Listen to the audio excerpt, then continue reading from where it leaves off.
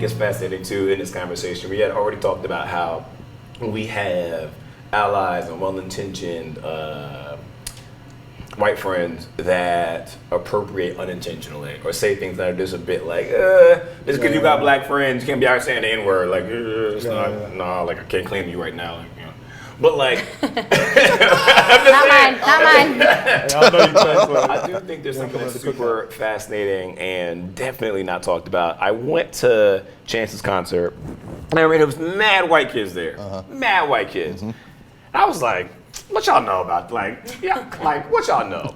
They knew everything. They knew his old stuff. They knew all the acid. Like they were essentially bigger fans than me.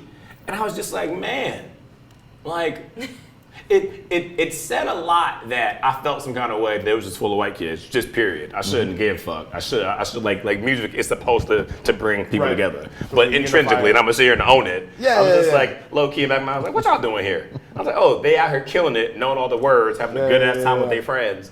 And it's just one of those things where our younger generation is growing up in this headspace that's very, very different than us, and it's very different than our parents. And it's just like, if all you knew was how dope Obama was and how trash Trump is, and like just like everybody that's setting the trend, like music, hip hop, it's like all black, popping. It's really all you know, and there's not really like appropriation in that shape, way, or form. But that's what you grew up with. Exactly, and I think that's a conversation that folks aren't having. Is that cultural appropriation? I don't want to say it's going to look different, but like. It's not going to be at the fault of these kids, but it's not going to be at the fault of these kids. And this is something that, like, I don't think we're prepared to have such a conversation. I don't think black people that still, and I want to say black people, anybody that's struggling with the bullshit and the injustices that is being black in America is going to be like, like we.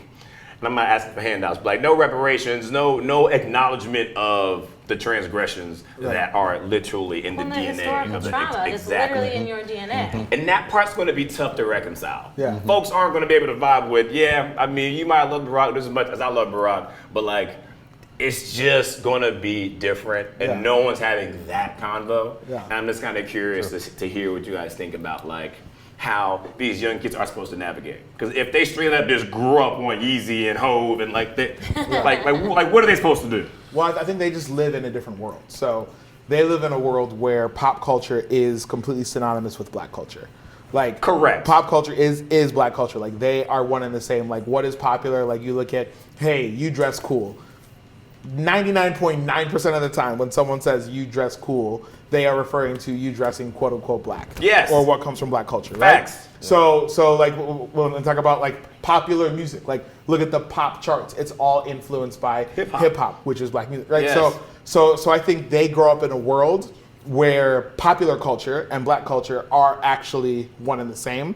So it's a completely different like situation than growing up in a world where black culture is completely like shovelled to the side, completely demonized, seen as bad, and then every now and then someone decides to dip in and go, hey, I discovered these kids that are calling themselves NWA. Look, I found this hip hop, you know what I mean? And it's like, oh my gosh, I'm so glad you were able to find this gem of talent amongst these people that have no talent and are just killing each other. Wow, go ahead and bring them out, you know what I mean? And so I think it's different there, but I think it's still similar in the fact that the culture that's pop culture is still criminalized when it's not seen in a popular light.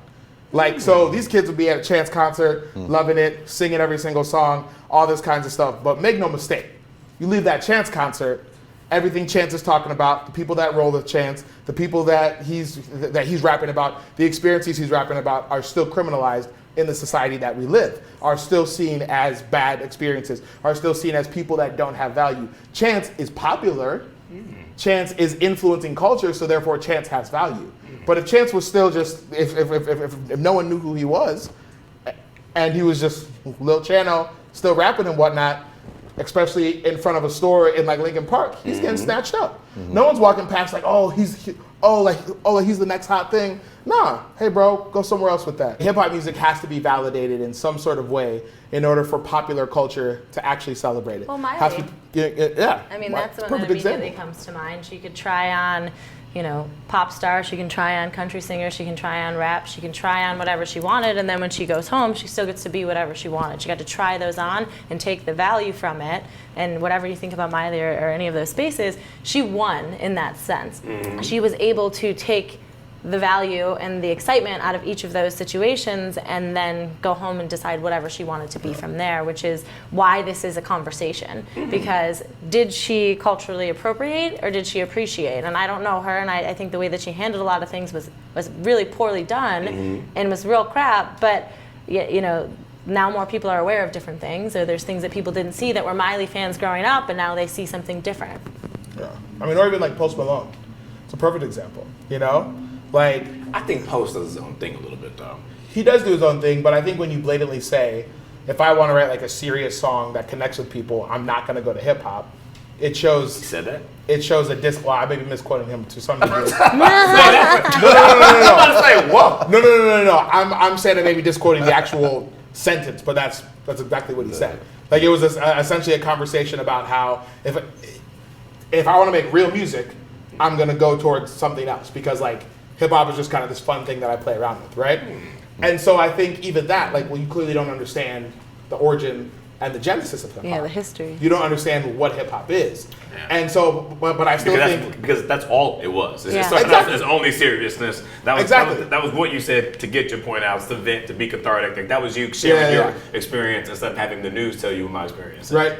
But you'll listen to Post and it's just like, oh man, I love it. Oh wow, everybody loves hip hop. Everybody really respects hip hop. Everyone values hip hop. It's like, well, not necessarily. So everyone just enjoys this experience. Everyone enjoys this wave. Everyone enjoys feeling included in what's hot. I don't trust that when we celebrate the clothing or that it's hot to be in clothing that came from the black community, that even the kids that are growing up in it are doing it and are actually honoring like black humanity, right? Mm-hmm. Like I don't. Yeah.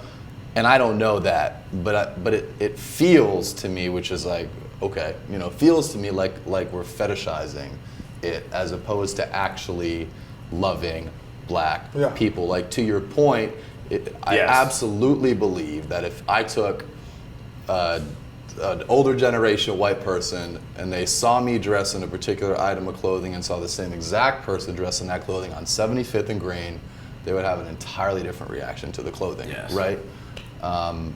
Yeah. Okay, I think also piggyback on what you're saying too is these kids might be growing up fetishizing the culture and fetishizing our contributions, yet when we die, no one's like, oh, we gotta march, yet when we die, no one's like, oh, this is wrong. Mm-hmm. They're not showing up to support the culture in that way. You're saying that the youth see that the many contributions that people of color bring into pop culture. Yeah. Yet they still don't necessarily see our humanity connected to it. I don't think they do at all. And I mean, I'm obviously I'm speaking in generalizations, right? Yes. So I think this whole all disclaimers, right? I'll qualify that. But like, people aren't loving Cardi B. I think that when certain white middle schoolers are watching her Instagram feed, they're laughing at her, right? And not laughing with her, and not being honest about her as a black person.